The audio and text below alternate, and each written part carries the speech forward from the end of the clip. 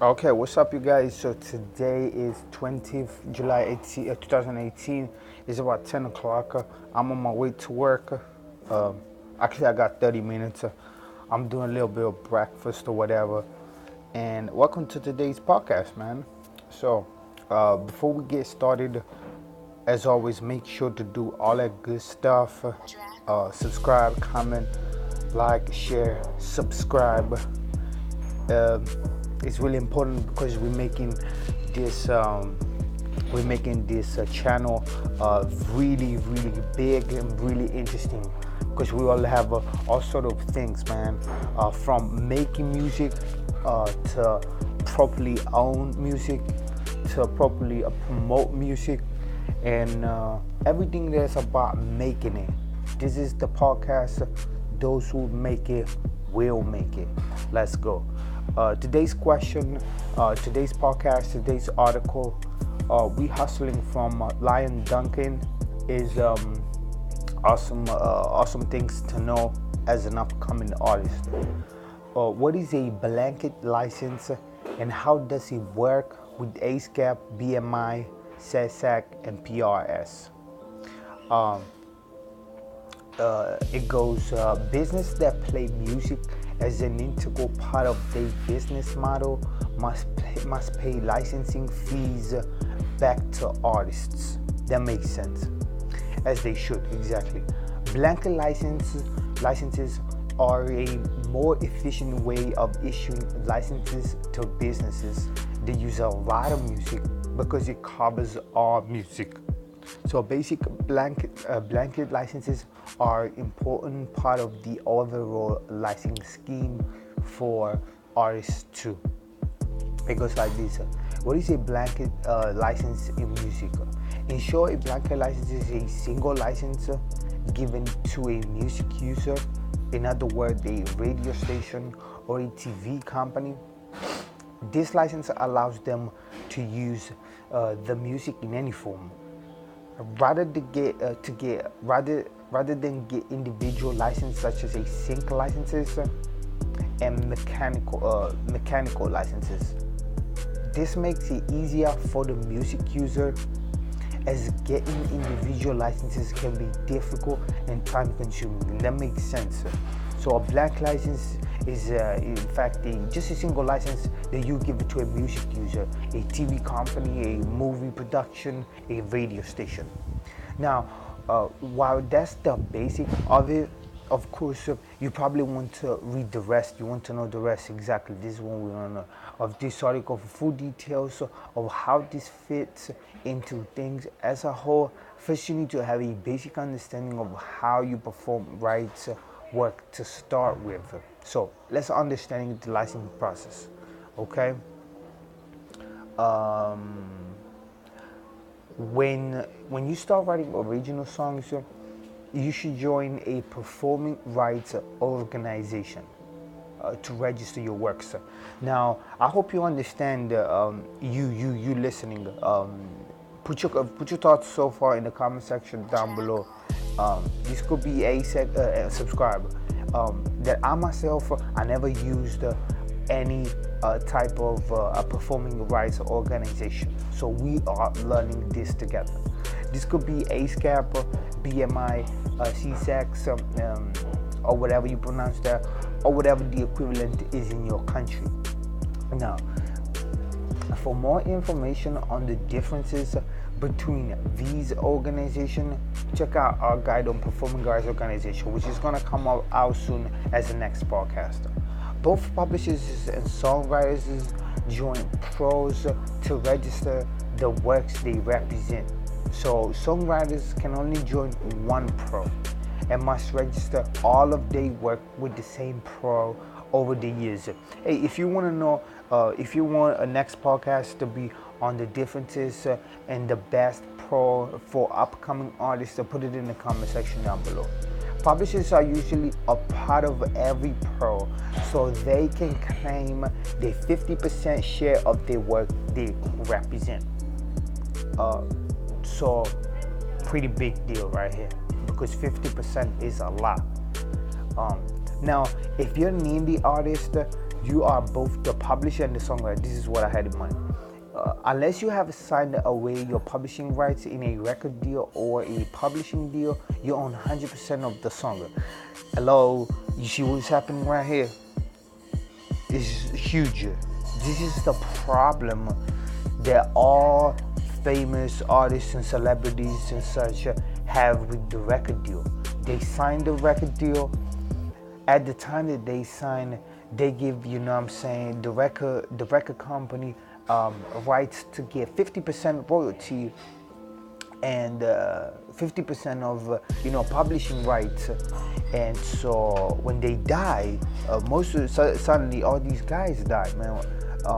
I don't want to get into conspiracy theories, but once they gone, they get 100%. They live the 50%. Now, who's the problem? The record deal or the bitch or the motherfucker that signed the record deal? This is why we create Marlboro Morris. We want to be independent. We want to know all about it. If a movie or TV show, subscribe to this channel. If a movie or TV show licenses your song to be used in their program, they would have to pay a set licensing fee, usually negotiated by management or by an artist's publishing company to own that license. So if you want to know, if you want a next podcast to be all about setting a licensing fee for your music the right way, put it in the comment section below. Half of the license fee goes to the songwriter and half go to the publisher. As we said, the publisher comes from the record company. Again, if you're both the writer and publisher, like you are if you're an indie artist, then you keep the entire fee.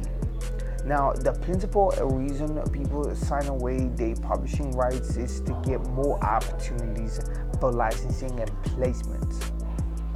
The principal reason people sign away their publishing rights is to get more opportunities for licensing and placement. Now, you see what he's basically saying is that the record label, it's a circle, it's an inner circle. So if you allow them to have, publishing royalties, of course you're gonna get more opportunities to get placement. So this principal reason is publishing companies want to make money on their catalog, so they actively seek out opportunities for the material they represent to be placed. Now, anytime your song is played live, played on the radio, played in a TV show, movie, or using a commercial, or is otherwise performed live, you own performances royalties. Big time, big deal right here. Why pros issue blanket licenses? Now, pros control how licensing fees are paid out, so they get to issue blank licenses. A group of business, for simplicity, let's say a radio station, will go to a pro and apply for a blanket license to play music that is represented by that pro. You see what is happening? You, an indie artist, you sign for a pro, they get your music, this is part of the catalog pro. You only have few pro. The radio station go to the pro, get a blanket license and say, okay, now I got the right to use your music anytime, anywhere. This is how the game works. This is a big time, man. Put it in the comment section below, your thoughts, whatever. Subscribe, like. The pro will charge a fee to issue the blanked license, but then the business can use all the music represented by that pro. So a radio station most likely has a blank license from several pros, so they can play whatever music they want to play. Again, just a few pros out there. And then again, if you really want to know all about different pros and such, you already know what to do. Let me know. Put it in the comment section down below. In countries like Canada, you only need one blank license, as there's only one pro representing Canadian works. So can. Believe it or not, blank licenses are also applied to live performance venues. Any venue that's making money off of live performances in their space must pay a blank license to have music performed there. So artists are not aware they can register their set list with a pro and get paid for their performances on top of the money they already made on the show. So this is because venues pay a blank license fee. Your live performance fee is paid out of this. Even businesses like coffee shops and department stores pay a license fee to play music in their own stores. Pros use all of these revenue streams to pay out royalties to songwriters.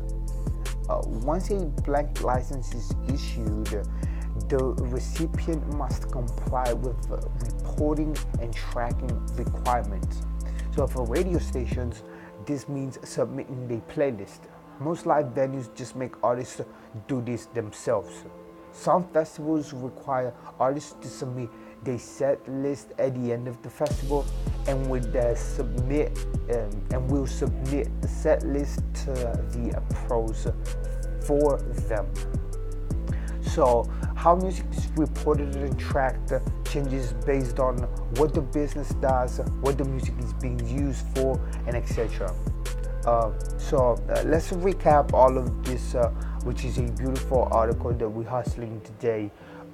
It's beautiful. It opens your eyes. It opens your thoughts, your business kind of side mind. You know what I'm saying? So we said Black License Music in summary. Subscribe to the channel. To sum up what we've learned here today, P.S. Remember though, none of what you've learned will matter if you don't know how to get your music out there and make people want to hear it. Want to learn how to do that?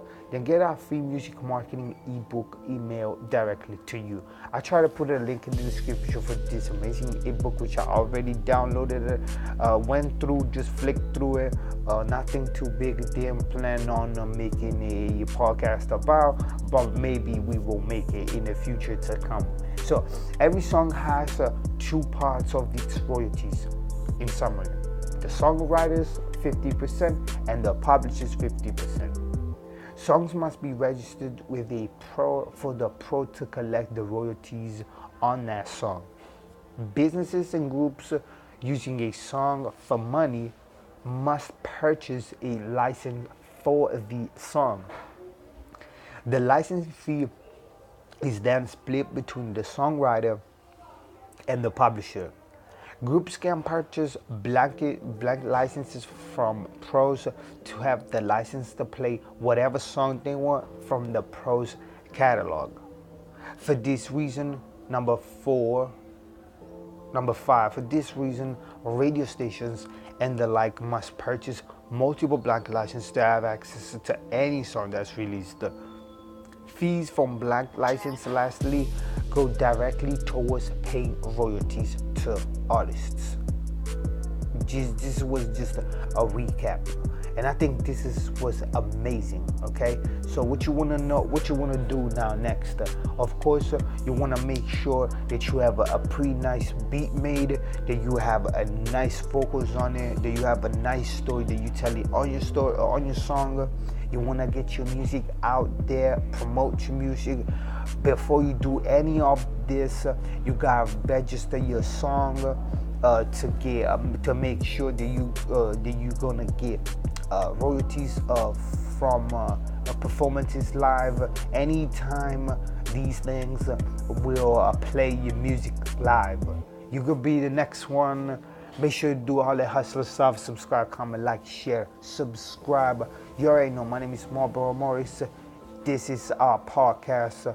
Those who make it will make it. Merchandise available, all that in the description down below. It is 20th July 2018. It's 11:10. I'm on my way to work. Peace out.